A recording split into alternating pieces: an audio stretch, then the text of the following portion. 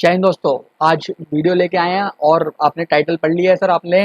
F R, yes sir, F R बिल्कुल sir. अब चीज़ क्या है कि अनसर्टेनिटी के माहौल में ना कोशिश करते हैं कुछ अच्छा सीखने की, कुछ वापसी अपना कंटेंट पे वापस रिवाइज करने की, और काफ़ी चीज़ें मैं भी सीखूँ सर, आप भी सीखना, और एक दूसरे के साथ अपना चलते हुए काफ़ी सारी चीज़ें समझ जाएंगे। ठीक है सर, पहले मैं बात कर लेता हूँ सिलेबस की। सिलेबस क्या है सर, पार्ट 7 में हमारा आईसीआई ने डिवाइड किया हुआ है।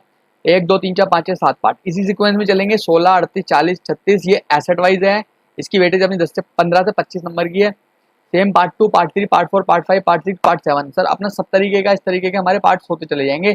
और हमारा कुछ ये एसेट बेस्ड, उसके बाद अलग तरीके वाले इंडेक्स। तो इसके बेसिस पे क्या है कि जब हम इस सीक्वेंस में चलेंगे ना, भले ही यहाँ कंटेंट ज़्यादा है, मार्क्स कम है, बट सर ये आसान है, और इसके बेसिस पे जब हम आगे जाएंगे तो हमें काफ़ी आसानी चीज़ों में हो जाएगी। अब चीज़ क्या है कि जो हमारे ये वाले एक इंडेक्स ये वाले हो गए, उसके बाद part 2 part 3 part 4 part 5 part 6 part 7 इसी तरीके से चलेंगे, और काफ़ी सारी चीज़ें हम इस चीज़ में सीखते हुए चलेंगे। अभी फिलहाल बात कर लेते हैं सर आपके सामने आपकी इंडेक्स की। तो इंडेक्स हमारे सामने आ जाएगी सर इस प्रकार। तो आज पहला नंबर है सर इंडेक्स 16 का, और इंडेक्स 16 हम लोग देखते हुए चलते हैं। अब होता क्या है, इंडेक्स 16 बात करते हैं sir property plan and equipment की। ये इंडेक्स सर एप्लीकेबल होता है काफ़ी सारी चीज़ों पे। अब ये समझते हैं, देखिए ये इंडेक्स एप्लीकेबल है sir property plan and equipment पे, और जो बियरर प्लांट होते हैं ना उनको भी सर हम कहते हैं पीपी। सर बियरर प्लांट क्या होते हैं, वो प्लांट जो बियर करते हैं fruit for more than 1 accounting period. ध्यान से सुनते चले जाए ना, समझ में आ जाएंगी सर चीज़ें। अच्छा, उनको भी मतलब हमारे पीपी के अंदर ही कैटेगराइज किया गया है as per index 16। Sir this index is not applicable, ये वाला इंडेक्स हमारा एप्लीकेबल नहीं होता सर दो चीज़ों पे। एक तो बायोलॉजिकल एसेट्स, क्योंकि उसके लिए एक सेपरेट इंडेक्स 41 है, वहाँ पे जाके पढ़ के आएंगे उस चीज़ को। हमारी पार्ट 1 के लिस्ट में ही है सर वो, आप अभी अगर दोबारा इंडेक्स को देखेंगे आपको समझ में आ जाएगा। और दूसरा होता है extraction and evaluation assets in mining. ठीक है, ये दो तरीके के इंडेक्स पे हमारा एप्लीकेबल नहीं होता इंडेक्स 16। ओके, तो अब ये इंडेक्स ना कुछ ऐसी चीजें उन पे पार्शियली एप्लीकेबल है। पार्शियली एप्लीकेबल किन की चीजों पे सर, लीज्ड एसेट पे, इन्वेस्टमेंट प्रॉपर्टी पे।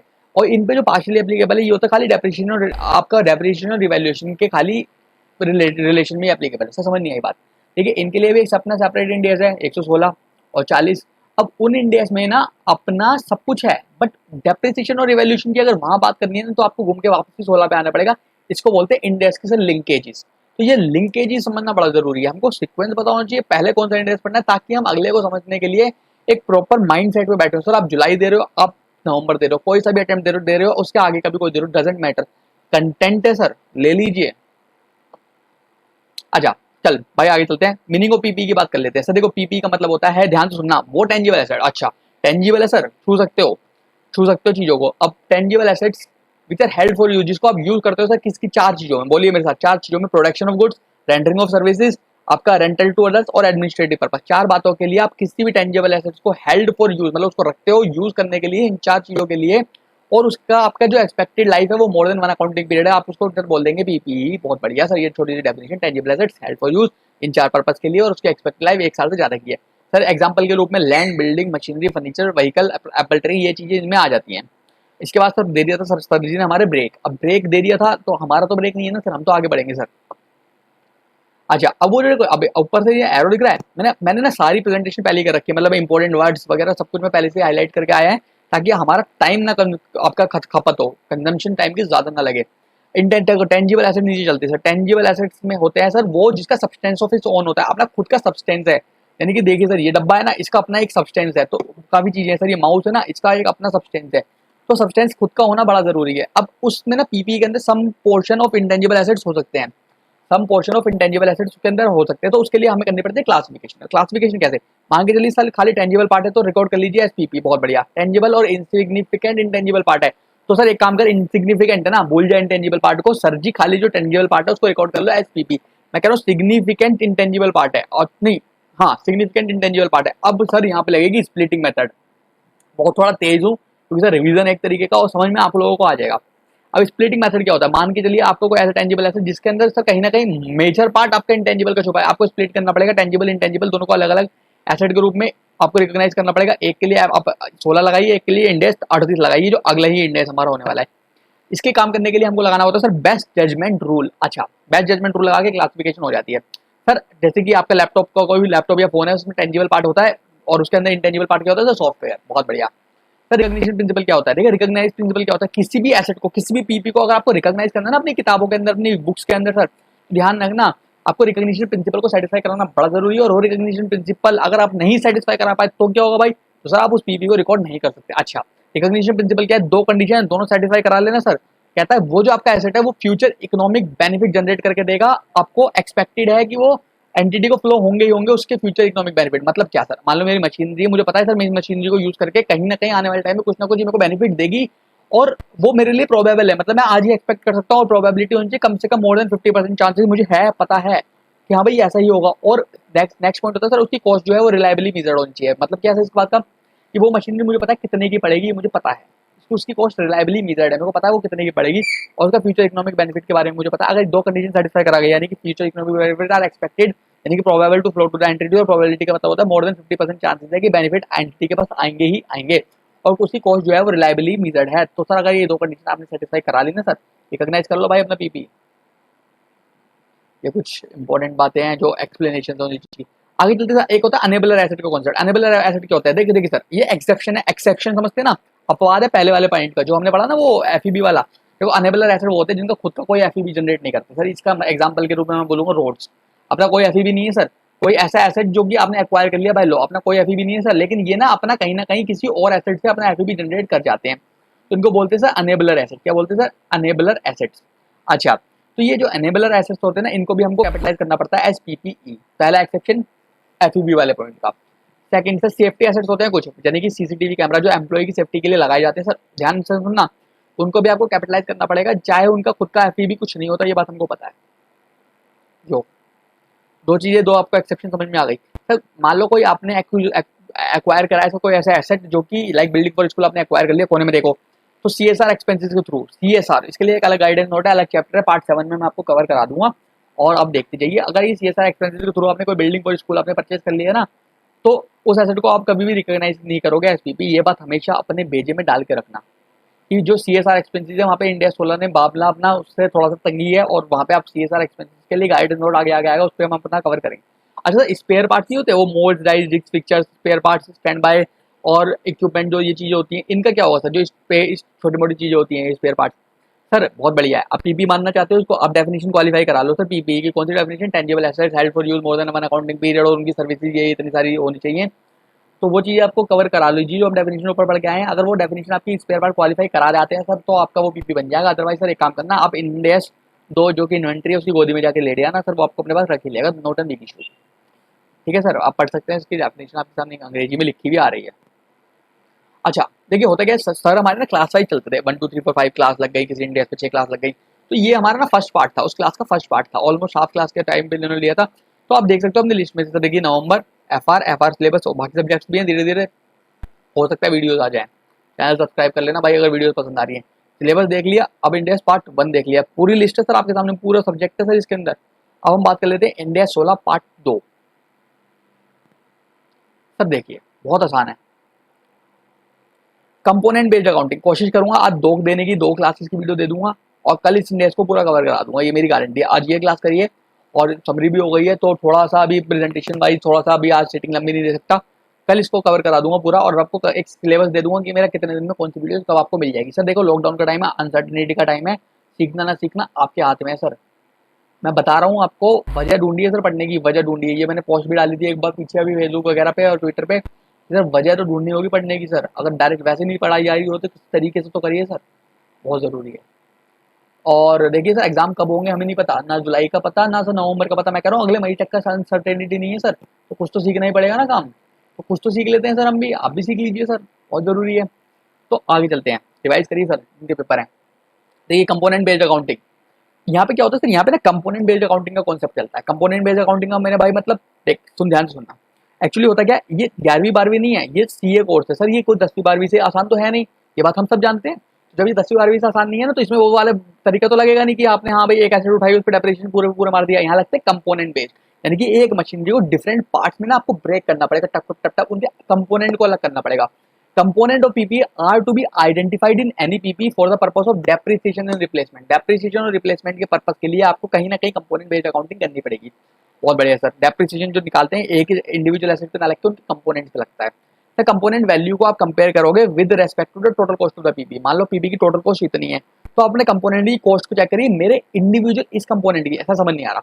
मान के चलिए एक बड़ी बिल्डिंग है, बड़ी मशीन है, बड़ी मशीन में ना डिफरेंट पार्ट है, उसका इंजन है, उसका सर बॉडी है, उसकी सर बहुत सारी चीजें हैं, तो इस तरीके से है ना, तो आप क्या करना सर, उसको उसकी जो बॉडी की वैल्यू है या उसके इंजन की वैल्यू, उसको कंपेयर करो उसकी टोटल कॉस्ट के साथ। उसका फायदा सर, फिर आपको ना पता चल जाएगा कौन सा कंपोनेंट रेलेवेंट। सर कैसे पता चल जाएगा मेरे को ये रेलेवेंट वाली बात?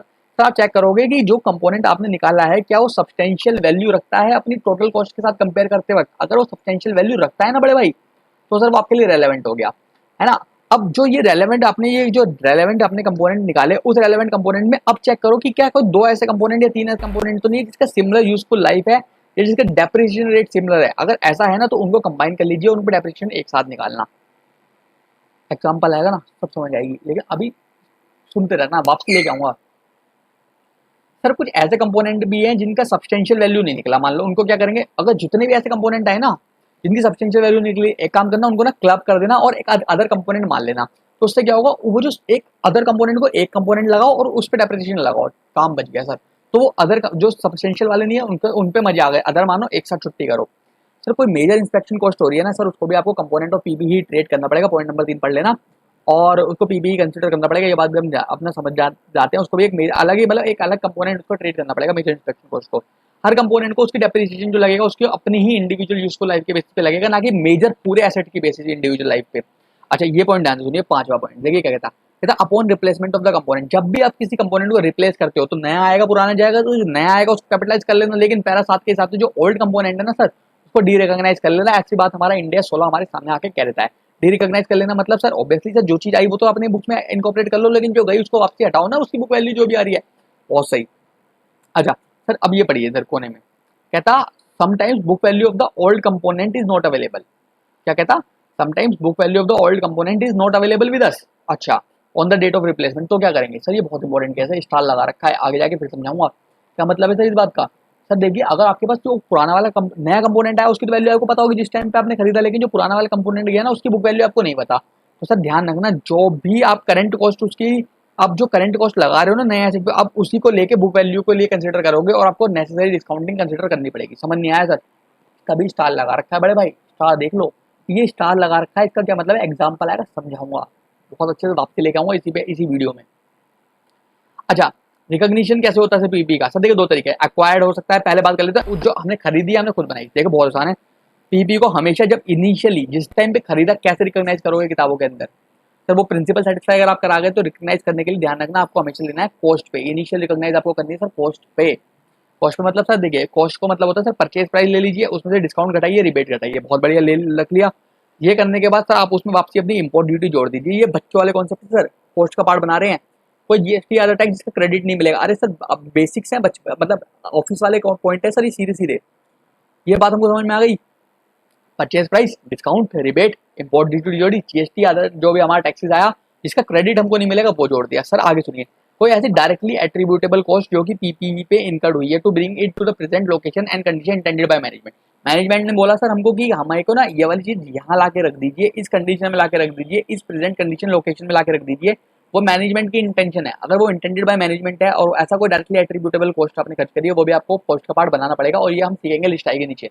सर आपने कंस्ट्रक्ट कर रहे हो पीसीपीपी को, कंस्ट्रक्ट करते वक्त कोई उससे इनकम जनरेट होगा स्क्रैप से, कोई पुरानी मशीन हटाई उसका कुछ जो पुर्जे थे सॉरी बेचे, बेचने के बाद बड़े भाई आपने उसको उससे कुछ इनकम जनरेट कर ली, सर उसको माइनस कर देना कॉस्ट में से, बहुत सीधी सी बात।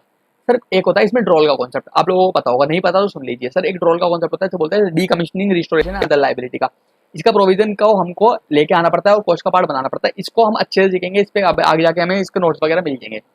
अभी जो डी कमीशनिंग प्रोविजन रिस्टोरेशन है सर इसको हम याद रखना, इसको हमेशा हम रिकॉग्नाइज करते हैं जो भी कॉस्ट में ऐड करते हैं एट इनिशियल एस्टीमेट। अब ये इनिशियल एस्टीमेट का क्या कॉन्सेप्ट है सर अभी समझाता हूँ, एक सेकंड देना बस मुझे। और लास्ट में सर मैं बता देता हूँ आपको बोरोइंग कॉस्ट भी इसके अंदर कैपिटलाइज करके चलनी पड़ती है। बोरोइंग कॉस्ट का क्या कॉन्सेप्ट हुआ सर? बोरोइंग कॉस्ट क्या होती है सर? बोरोइंग कॉस्ट होती है इंडेक्स 23। नहीं समझ में आई सर? वो जब आएगा तब समझाऊंगा, लेकिन बोरोइंग कॉस्ट का छोटा सा मतलब आपने लोन लिया था और लोन पे जो आप इंटरेस्ट वगैरह दे रहे हो एसेट को खरीदने के लिए, वो जो उसका इंटरेस्ट वगैरह वो आपकी कॉस्ट का पार्ट बन जाएगा। ये बात सीधा सीधा हमको समझ में आ जाती है एज पर इंडिया 16। अच्छा तो ये कॉस्ट निकल के आ गई, इसका सब कुछ समझ में आया। कॉस्ट में एलसीआईएम वाली बात भी हम सीख लेंगे और एक ड्रॉल वाली बात। ड्रॉल का इनिशियल एस्टीमेट पे लेना होता है सर, इसका क्या कॉन्सेप्ट हुआ सर? देखिए सबसे पहले हमको ना एक करंट एस्टीमेट चाहिए होता है ड्रॉल का। सर रटवा रहे हो? नहीं रटवा नहीं रहा, सुन लो एग्जांपल आएगा समझा दूंगा। एक करंट एस्टीमेट लेना होता है, उस करंट एस्टीमेट पे अपने करंट एस्टीमेट आपको, यानी कि मैं अगर इसको आज तोड़ूंगा तो कितना मेरा खर्चा होगा, एक मतलब समझाऊंगा थोड़ी देर में, ठीक है। अभी देखो करंट एस्टिमेट लेना, उस करंट एस्टिमेट पे इन्फ्लेशन फैक्टर लगा के उसको फ्यूचर एस्टिमेट निकाल देना, इन्फ्लेशन फैक्टर लगा के फ्यूचर एस्टिमेट निकाल देना, और फ्यूचर एस्टिमेट को वापसी प्रेजेंट वैल्यू पे ले आना, डिस्काउंटिंग फैक्टर लगा के, उसको बोलते हैं सर इनिशियल एस्टिमेट है क्या सर। करंट एस्टिमेट ले लेना, उसमें इन्फ्लेशन फैक्टर मार के फ्यूचर एस्टिमेट निकाल देना, उस पर वापसी डिस्काउंट रेट लगा के उसको इनिशियल मतलब वापसी बैक पुल बैक कर लेना, और पुल बैक करके जो प्रेजेंट वैल्यू निकालोगे उसको बोलते हैं इनिशियल एस्टिमेट। सर कोई बात नहीं, आ जाएगा समझ, टेंशन मत लो, इसका एग्जांपल आएगा ना बहुत अच्छे से क्लियरिफाई करा दूंगा, समझाऊंगा इसका असली मतलब क्या होता है। अभी फिलहाल इग्नोर करते हैं, ठीक है, कर लो थोड़ी देर। सर देखो बोरिंग कॉस्ट का क्या मतलब होता है, boring cost should be calculated as per Ind AS 23, मैंने बताया था। Any income which is not related to construction should be transfer to PNL, मैंने बताया था कंस्ट्रक्शन से रिलेटेड इनकम है, ठीक है। मान लो कोई ग्राउंड हायर पे ले लिया सर कंस्ट्रक्शन पीरियड के लिए, तो ग्राउंड ने आपकी क्या मदद करी सर, उसको पीएनएल में डालो सर, छुट्टी करो, मतलब आपने अपना खुद का ग्राउंड हायर कर दिया और उससे कोई इनकम जनरेट हुई, पागल। चलो internal profit earn by department, obviously sir देखो आपके खुद के इंटरनल प्रॉफिट डिपार्टमेंटल प्रॉफिट्स हो रहे हैं सर, उसको एलिमिनेट करिए सर, भूल जाइए। Following are the cost included in LCIM, याद है वो लोकेशन इंटेंडेड बाय मैनेजमेंट, वो लोकेशन प्रेजेंट कंडीशन वाला हमें याद करना है सर, क्या क्या खर्चे हो सकते हैं, वो लिस्ट पढ़िए सर, कोने में आ रही है। देखो site preparation cost, okay, installation cost समझ में आती है सर, एम्प्लॉइज कॉस्ट इनका ड्यूरिंग कंस्ट्रक्शन समझ में आती है, इंस्पेक्शन एंड टेस्टिंग कॉस्ट समझ में आती है सर, ओवरहेड्स ऑन कंस्ट्रक्शन समझ में आता है, प्रोफेशनल एक्सपेंसेस जो आपने एक्विजिशन के टाइम पे दिए समझ में आते हैं। आपका कोई बेयर प्लांट है, हाँ होता है ये पीपी, हाँ होता है सर, ऊपर पड़ गया थे, उसके कल्टीवेशन एक्सपेंसेस आपने दिए तो वो भी सर आपका ये एलसीएएम वाला पार्ट बन जाता है, डायरेक्टली एट्रीब्यूटेबल कॉस्ट। लेकिन कोई ऐसे खर्चे होते हैं जो आपके एलसीएएम में कभी भी नहीं आएंगे सर, वो कौन से खर्चे होते हैं, याद रखना, पूजा का खर्चा सर, मतलब ही नहीं है ना, ना भी कराते तो काम चल जाता सर, ऐसा नहीं हो एस्ट्रो को लाने के लिए पूजा करानी कंपलसरी है, कराते हैं लोग, ठीक है। कोई एलोकेटेड, याद रखना बड़े भाई, एलोकेटेड ओवरहेड जब भी वर्ड दिख जाए अलग है जी, पीपी से एलोकेटेड ओवरहेड सर अलग कॉन्सेप्ट है, आपके कंस्ट्रक्शन के लिए ओवरहेड यूज हो रहे हैं तो समझ में आती है सर। स्टाफ ट्रेनिंग आप करा रहे हो, स्टाफ ट्रेनिंग का क्या मतलब बनता है सर, स्टाफ ट्रेनिंग आपका कोई वो एलसीए वाला पार्ट थोड़ी है, कोई एसेट को दिलाने के लिए कंपलसरी थोड़ी था सर, एबनॉर्मल खर्चा हो गया वो तो आप सबको पता नहीं आएगा, कोई ऑपरेटिंग लॉस आपको हो गया पता है आपको नहीं आएगा, कोई रीलोकेशन एक्सपेंसेस, शिफ्टिंग एक्सपेंसेस, याद रखना शिफ्टिंग एक्सपेंसेस नहीं, वन टाइम में जो आपने उसको इंस्टॉल करा लिया, साइट प्रिपरेशन करा लिया ठीक है, लेकिन बाद में उसको शिफ्ट कराते फिर रहे हो, नहीं, नॉट अलाउड सर। हाँ नोट पढ़िए, government grant can be detected while calculating cost, ये अमेंडमेंट आई थी 20/9/2018, जो अब इसका गवर्नमेंट ग्रांट का इंडिया आएगा ना 20, उसमें कवर अप कर लेंगे सर ये वाली बात, ठीक है। ये मतलब ऐसी काफी इंटरलिंक्ड है ना सर चीजें, अब ये वाला इंडिया शुरू करोगे तो आपको लगेगा कि हाँ यार ये आपका, लेकिन जुड़े रहना सर चैनल के साथ, नहीं करना सब्सक्राइब कर लेना बड़े भाई। चलिए क्लास नंबर 2, और अब चलते हैं सर एग्जाम्पल पे। अब थोड़ा सा 1 सेकंड का मैं आप लोगों को 5 मिनट का ब्रेक देता हूँ, आप इस चीज़ को जब तक एक बार नज़र मार लीजिए और इसको पढ़ लीजिए, या मैं एक काम करता हूँ सर आप लोगों के लिए 1 मिनट देना बस मुझे, मैं आप लोगों के लिए सिलेबस लगा देता हूँ, जब तक आप इस सिलेबस पे अपनी नज़र मार लीजिए। Let me just come in a while, और मैं पानी जब तक पी लेता हूँ।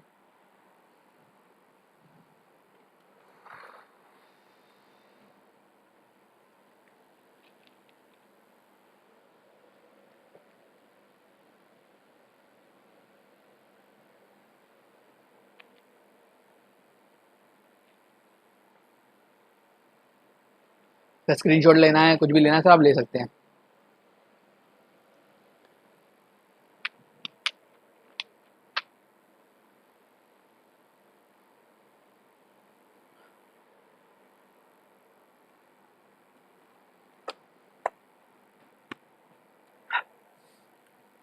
चलिए आगे बढ़ते हैं, हो गया ब्रेक भाई, इतना ही मिलता है।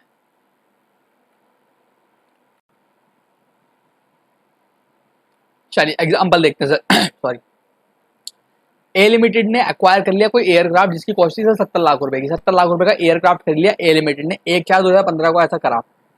उसके कुछ कंपोनेंट का ब्रेकडाउन हमारे पास ऐसे है, कहता उसका इंजन है एक, उसकी 10 लाख रुपए की वैल्यू थी, उसका यूजफुल लाइफ 20 साल था, ऐसे इंजन 2 था 10 लाख 20 साल की लाइफ, बॉडी सर 30 लाख की थी 50 साल की life, inspection cost sir major है, देखिए 6 लाख की कॉस्ट हो रही है, 3 साल की लाइफ थी सर उसकी। और 5वीं बात करूंगा आपसे, तो कोई अदर कंपोनेंट थे जो इन्होंने पहले से बाइफरकेट कर रखे हैं, और 14 लाख रुपए के उसका अमाउंट था और 10 साल की उसकी लाइफ थी। कहता ए लिमिटेड ने 3 साल तक अपने एयरक्राफ्ट को अप्रिशिएट किया, बहुत सही। फिर इंस्पेक्शन कॉस्ट 3 साल बाद दोबारा लगी 10 लाख की, कोई दिक्कत नहीं बड़े भाई। कहता on 31/3/2019 engine 1 was replaced for ₹13 lakh, engine 1 replace हो गया सर 13 लाख रुपए का। अच्छा कब हुआ, 31/3/2019 को, याद रखना खरीदा कब था 1/4/15, 16, 17, 18, 4 साल बाद हमारा इंजन 1 को रिप्लेस कर दिया 13 लाख रुपए का, और ओल्ड इंजन जो था उसको बेच दिया सर 3.5 लाख का, 3,50,000। कहता एयरक्राफ्ट अकाउंट बना दे। बड़े भाई नहीं आता हमको, मेरे को आता है, नहीं आता है, सुनिए कैसे आपसे बनवाता हूँ सर। फॉर्मेट आता है ना एसेट का, टी फॉर्मेट आता है, इतना कर सकते हो, बहुत बढ़िया। एयरक्राफ्ट अकाउंट लिख लेना। अब देखिए जब 12वीं क्लास में चलते हैं सर, सीए 12वीं से इजी है, नहीं इजी नहीं है, हार्ड है, दिखाता हूँ कैसे हार्ड है सर। देखो आपने एयरक्राफ्ट खरीदा था, सर 70 लाख का, तो एंट्री क्या बनाओगे सर, पैसा जाएगा, एयरक्राफ्ट आएगा, तो आपको एयरक्राफ्ट अकाउंट में 2 बैंक अकाउंट लिख दिया, कोई दिक्कत तो नहीं, समझ में आती है लॉजिकल, वही एयरक्राफ्ट डेबिट 2 बैंक, कोई बड़ी बात नहीं है, 2 बैंक लिख दिया, 1,15 को 70 लाख का। अच्छा अभी मैं आपके लिए एक हाईलाइटर निकाल लेता हूँ, थोड़ा सा वो हाईलाइटर अच्छा लगेगा, और हमने ये निकाल लिया छोटा ये, एक सेकंड बड़े भाई।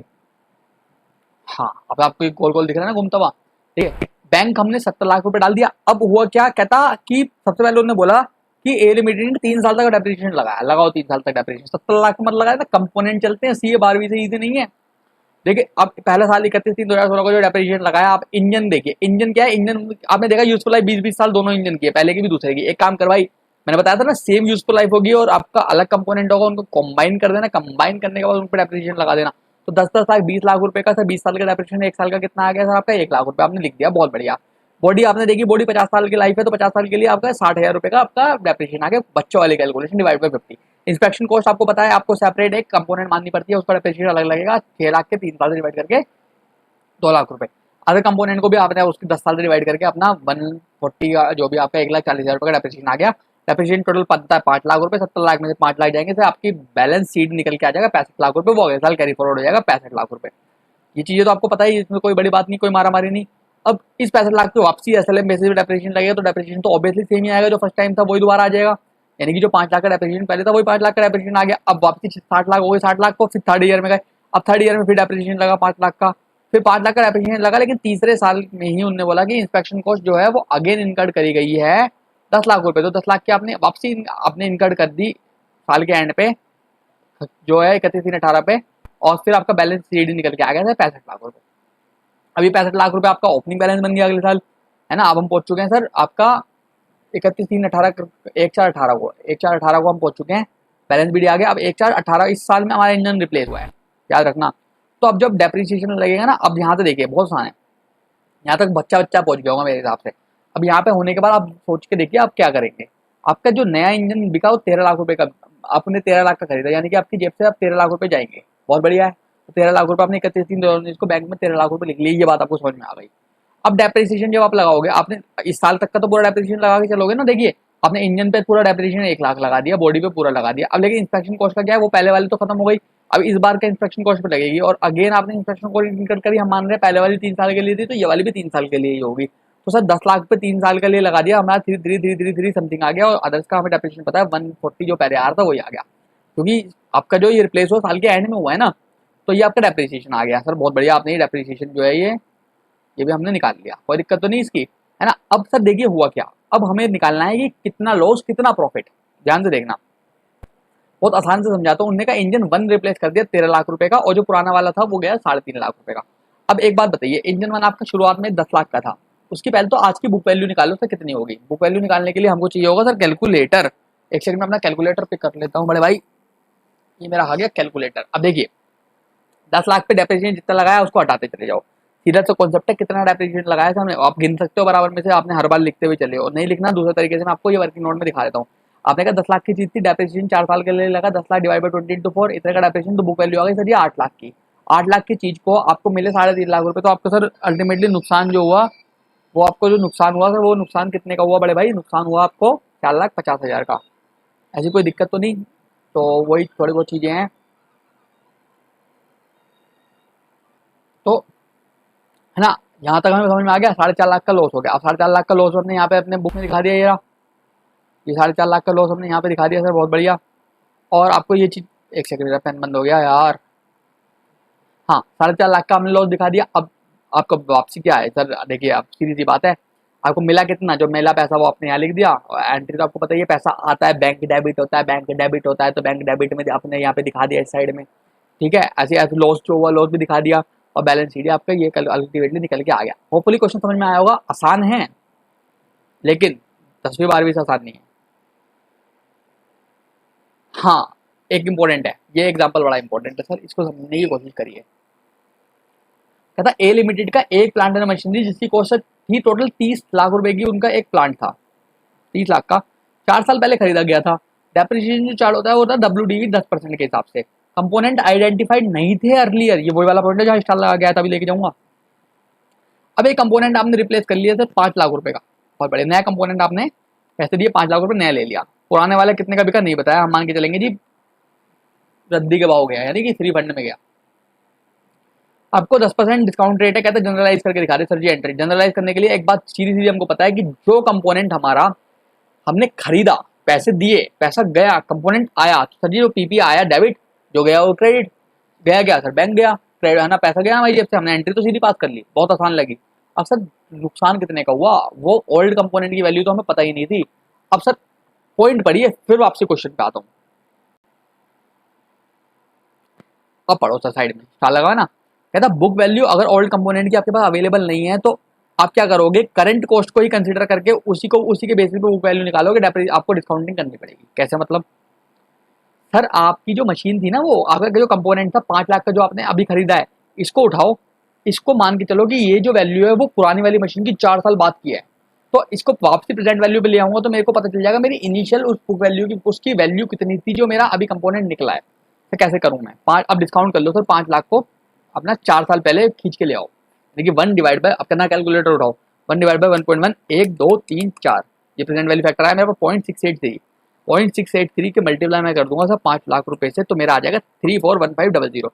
ये वैल्यू मेरी आ गई इनिशियल टाइम की, यानी कि जब 4 साल पहले की वैल्यू। मैं मान रहा हूँ मेरे ओल्ड कंपोनेंट इतने का था, डेप्रिसिएशन 10% लग रहा है, लगा दो इस पे और आज की वैल्यू पे इसको ले आओ। कैसे सर 10% डेप्रिसिएशन लगाऊं, मतलब मैं इस पे, मतलब मैं इसमें से 10% 4 बार माइनस कर दूंगा, -10%, -10%, -10% और -10%, तो मेरा आएगा सर आपका निकल के 224058। बहुत आसानी से आसान तरीका है ये। अब की वैल्यू उस ओल्ड कंपोनेंट की वैल्यू हो गई 4 साल बाद की, यानी कि मैं मान रहा हूँ मेरा जो नया कंपोनेंट मैंने 5 लाख का खरीदा ना, और जो मेरा रिप्लेस जिसको किया है उसकी वैल्यू थी 224058, यानी कि 224058, यानी कि 2,24,058 रुपए। और जिसने मुझे दिया क्या, नीलबंटा सन्नाटा, यानी कि आधा रुपया भी उसने मुझे नहीं दिया, फ्री फंड में गया वो। 5 लाख भी तो नया खरीदने के लिए लगाए, तो मेरा वो 100% लॉस है सर। Got it. अब चीज क्या, एंट्री क्या बनेगी, ऑब्वियसली सर पीपी गया, जो गया उसको क्रेडिट, पैसा तो कुछ आया नहीं, आया नहीं तो लॉस हो गया, तो loss debit, loss debit to PP, ये इधर वाला सिंपल वाला मेथड। अब नॉर्मल वाले मेथड से खेलना है तो पहली एंट्री तो सेम बनेगी जो नया वाला एसेट की है, पीपी टू बैंक, लेकिन दूसरे वाले को लॉस तो आपका जो है वो है ही, एक्यूमुलेटेड डेप्रिसिएशन भी खत्म हो जाएगा तो उसको वापस डेबिट कर देंगे सर आप। और जो पीपी आपका जो गया है वो तो आपका पूरा का पूरा 341, बहुत आसान है ना, वो डेप्रिसिएशन जो आपने माइनस माइनस करके निकालता कोलैप करके उसको टोटल कर लीजिए, और टोटल डेप्रिसिएशन को एक्यूमुलेटेड डेप्रिसिएशन करके दिखा दीजिए। बैलेंस शीट में क्या प्रेजेंटेशन होगी सर, बैलेंस शीट में वही आपका एसेट साइड में एनसीए जो आता है, और एनसीए मतलब नॉन करेंट एसेट के अंदर जो पीपी आता है उसको कॉस्ट कैसे दिखाओगे। टोटल पहले की 30 लाख की कॉस्ट थी, अब जो नया पीपी आपने खरीदा 5 लाख का खरीदा, पुराना वाला पीपी 341,500 के चला गया, और जो एक्यूमुलेटेड डेप में क्या दिखाओगे सर, आपका एक्यूमुलेटेड डेप पुराने वाला जितना डेप्रिसिएशन था उतना है ना, और उसमें से आपने जो एक्यूमुलेटेड डेप्रिसिएशन इस बार कम कर दिया वो हटा दो, बात खत्म हो गई। सिंपल था कॉन्सेप्ट, सिंपल था लॉजिक, समझ में आया ना वो पॉइंट, बहुत सही है सर।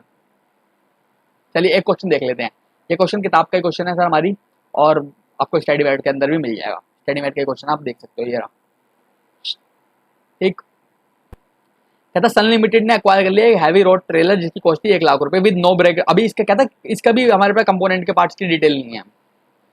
कहता एस्टिमेटेड यूजफुल लाइफ 10 साल की थी, at the end of year 6 में हमें पता चलता है 6 साल के बाद कि इंजन को रिप्लेसमेंट करना पड़ेगा due to some reason, XYZ reason. और जो बाकी का जो ट्रक है ना वो बढ़िया है, वो परफेक्ट चल सकता है, उसको वो रोड वर्ती है, अगले 4 साल तक काम दे जाएगा, लेकिन इस वाले को आपको इंजन को रिप्लेस करना पड़ेगा। नए इंजन की कॉस्ट 45,000 रुपए है, आप डिस्काउंट रेट 5% समझ लीजिए मेरे भाई, मुझे पता है आप लोगों को आता है, आप कर जाओगे, आपसे पिछला एग्जाम्पल इतने अच्छे से समझ लिया, आपको पता है क्या होता है। आपको पता है 45,000 की कॉस्ट है, इसको खींच के डिस्काउंट करके पीछे ले आओ, वापसी अप्रिसिएशन मार दो, वो आपको पता चल जाएगा इसने भी कुछ नहीं दिया आपको, पुराने वाले को रिप्लेस करके कुछ नहीं मिल रहा, तो अल्टीमेटली सारा लॉस हो जाएगा। समझ नहीं आया सर, निकालो आंसर। मैंने कहा 1 डिवाइड बाय 1.05 कितने साल तक, 6 साल तक, 1 2 3 4 5 6, 746 का फैक्टर आ रहा है, 0.746 का फैक्टर को मल्टीप्लाई कर दीजिए 45,000 से सर, ये आएगा 33,570 सर आपका। अब 33,570 को वापसी मैं अपना, ये मेरा आ गया इनिशियल टाइम पे, अब मैं इसको वापसी अपना डेप्रिसिएशन लगाऊंगा कितने साल तक के लिए, 6 साल तक के लिए, यानी कि मेरे को इसको 6 साल तक कम करना है, यानी कि मेरे को 10, अगर मेरी इसकी 10 की लाइफ है तो मैं 4 के लिए अगर निकालता तो मेरा आता 13,428 रुपये। आप वही 10% माइनस, मतलब हर साल उसको माइनस करते चले जाना, जितने 10% कह लो या कुछ भी कह लो, बात एक ही है। और सेम माइनस कर देना, ठीक है, SLM बेसिस पे। तो आपका 13,428 रुपये आ जाएगा सर। 13,428 रुपये आपको जो आया है, ये 13,428 कह लो, इनका 13,432 आ रहा है, वो उनको फैक्टर का कंसिडरेशन होगा, अलग होगा थोड़ा बहुत। और 13,428 हमारा एग्जैक्टली जो है लॉस हो जाएगा, क्योंकि सर ने भी हमको कुछ नहीं दिया। आप प्रेजेंटेशन देख लीजिए सर, कैसे आंसर देना है। पहले तो आपको ये बताना है कि हम कब पीबी को कैपिटलाइज करते हैं। जो रिकॉग्निशन प्रिंसिपल सेटिस्फाई होता है वो दो तरीके का होता है। कॉस्ट उसकी पता होना चाहिए, फ्यूचर इकोनॉमिक बेनिफिट पता होना चाहिए, और आपको पता होना चाहिए कि ये कंडीशन सेटिस्फाई करा ली तो आप उसको रिकॉग्नाइज कर लेना। एंट्री आपको पता ही है, जो नया पीपी आया और जो बैंक गया उसको तो आप 45,000 से बुक कर लीजिए, और एक्यूमुलेटेड एप्रिसिएशन 20,148 रुपये, लॉस को भी आप डेबिट कर दीजिए, और जो पीपी गया वो पूरा का पूरा आपने हटा दिया है। ये दूसरी प्रेजेंटेशन है, एक्यूमुलेटेड डेप्थ को माइनस करके दिखाना चाहते हो वो भी आप लोग कर सकते हो। और इसके अलावा सर एस्टिमेटेड कॉस्ट निकालने हम सीख ही चुके हैं, इसमें कोई बड़ी बात नहीं है। ये बैलेंस शीट की प्रेजेंटेशन, इसमें कोई ऐसी दिक्कत नहीं है। ये समरी है और सब कुछ जो जितना आज तक हमने पढ़ा है, तो हमें इसकी कोई अभी नीड नहीं पड़ेगी, अभी अभी रिवाइज किया है। और ये भी सब उसी तरीके की चर्चाएं हैं। और ये सर जी आ गए हमारे सामने, नमस्कार सर। और इसमें कुछ इम्पोर्टेंट अभी हमारे सामने, हाँ ड्रॉल सीखते हैं सर लास्ट, आज के लिए लास्ट ड्रॉल सीखते हैं। ठीक है सर, एग्जाम्पल समझ जाता हूँ, फिर ड्रॉल पे वापस आऊँगा। कहता ए लिमिटेड ने कंस्ट्रक्ट करना है, हैज कंस्ट्रक्टेड पीपी 10 लाख रुपए का करा, चलो कॉन्ट्रैक्ट रिक्वायर्ड डीकमिशनिंग उसको करनी है, यानी कि तोड़फोड़ जो डीकमिशनिंग उसकी करनी होती है 3 साल बाद उसकी करनी है वापसी हमको। तो ए लिमिटेड एस्टिमेट करती है कि जो मेरी करंट कॉस्ट लगेगी डिसमेंटल करने की वो लगेगी 40,000 रुपये। इन्फ्लेशन रेट 5% बताया, डिस्काउंट रेट 10% बताया, कहता लेदर बना दे। मैंने कहा सर सुनिए, लेदर बना दूंगा, पहले मेरे को कॉस्ट बताओ कितनी होती है। सर कॉस्ट होती है पीबी की कंस्ट्रक्शन कॉस्ट जो हमारी लगी 10 लाख की, प्लस प्रोविजन जो हमें लगाना होता है ड्रॉल का, वो लगाते हैं हम इनिशियल एस्टिमेट पे। इनिशियल एस्टिमेट के लिए हमें चाहिए होता है करंट एस्टिमेट। करंट एस्टिमेट दे रखे हैं 40,000, उसके बेसिस पर निकालेंगे फ्यूचर एस्टिमेट, यानी कि इन्फ्लेशन फैक्टर को यूज करके 5% के हिसाब से 3 साल बाद हमारा 40,000 कितना बन जाएगा। देखिए सर 40,000 हमारा 5% के हिसाब से एक बार, दो बार, 3 बार, ये बन जाएगा 46,305 रुपये। आपको भी दिख रहा होगा अपनी स्क्रीन पे, इसको बोलते हैं फ्यूचर एस्टिमेट। अब इसको वापसी में डिस्काउंट कर दूंगा 10% की रेट से, मेरा आ जाएगा इनिशियल एस्टिमेट, उसे बोलते हैं इनिशियल एस्टिमेट। जो ये करंट एस्टिमेट होता है ना, ये बोलता है आज अगर मैं तोड़ता हूँ तो मेरा आज का खर्चा कितना, और तोड़ना तो 3 साल बाद है, लेकिन मैं आज तोड़ता तो आज का खर्चा कितना होता। अब उस खर्चे को मैं 3 साल बाद क्या बनेगा मेरा इन्फ्लेशन लगा के, कि अगर मैंने आज इतना तोड़ा, ठीक है, होता क्या तोड़ना, मतलब वो कहते हैं कि आपको ना अपनी खुद के एसेट को खुद ही अपना डिसमेंटल करना पड़ेगा जी, आपकी रिस्पॉन्सिबिलिटी है, तो उसका प्रोविजन हमको बनाना है। अब मैं कॉन्सेप्ट समझाता हूँ। तो उसमें आपको पता है कि मैंने ना अगर आज इसको तोड़ता हूँ, मैंने मार्केट पे गया, मैंने मार्केट वाले पूछा भाई इसको एसेट को तोड़ना है कितने रुपए लगेंगे, उन्होंने कहा जी 40,000 रुपये लगेंगे। मैं कहा ठीक है, तो इस 40,000 रुपये का मैंने कहा आज तो नहीं तोड़ना, 3 साल बाद तोड़ना है। तो मैंने इन्फ्लेशन देखा कि हाँ भाई कितना इन्फ्लेशन रेट मार्केट में चलता है, और उस इन्फ्लेशन बेस पे मैंने कहा अगर मेरे आज के 40,000 लग रहे हैं ना, तो 3 साल बाद लगेंगे सर जी 46,305 रुपये 5% के हिसाब से। लेकिन वो 3 साल बाद लगेंगे, प्रोविजन तो आज बनाना है ना, तो अब वो 3 साल बाद जो 3,000 लगेंगे उसको मैं आज डिस्काउंट करके अपने डिस्काउंटिंग रेट पे लेके आऊंगा कि हाँ भाई मेरी आज की प्रेजेंट वैल्यू उसकी कितनी। इसको बोलते हैं सर इनिशियल एस्टिमेट, उस पर हमें प्रोविजन रिकॉग्नाइज करना पड़ता है। आई बात समझ में? Got it? तो अब उसको आप 10% से वापसी खींच के लाइए और आपका अमाउंट आ जाएगा सर, देखिए ये आ जाएगा आपका 34,789 रुपये, आपको ग्रीन कलर में हाईलाइटेड होगा। अकाउंट बनाना बड़ा आसान है, ये अकाउंट आप आराम से बना सकते हैं। और प्रोविजन फॉर रोल का अकाउंट में आपको समझा देता हूँ, होता कुछ नहीं है। इनिशियल एस्टिमेट पे जो आपने लिखा है उसको लिखिए और इंटरेस्ट मारते चलिए 10% के हिसाब से, फ्यूचर एस्टिमेट अल्टीमेटली आपका लास्ट टाइम में निकल के आ जाएगा। तो पूरा कॉन्सेप्ट समझा दिया। ये 2 क्लासेस का वादा किया तो 2 हो गई हैं, बची 3 अगली वीडियो में कवर करा लूँगा, पूरा इंडिया हो जाएगा सर। वीडियो पसंद नहीं है ना, वीडियो को लाइक कर देना और शेयर कर देना, सभी के साथ पता चल जाएगा कि हाँ भाई कंटेंट आ रहा है। रिवीन शर्मा सर के नोट्स हैं, मैं क्लियरली यही बात डिस्क्लेमर वापस दे रहा हूँ।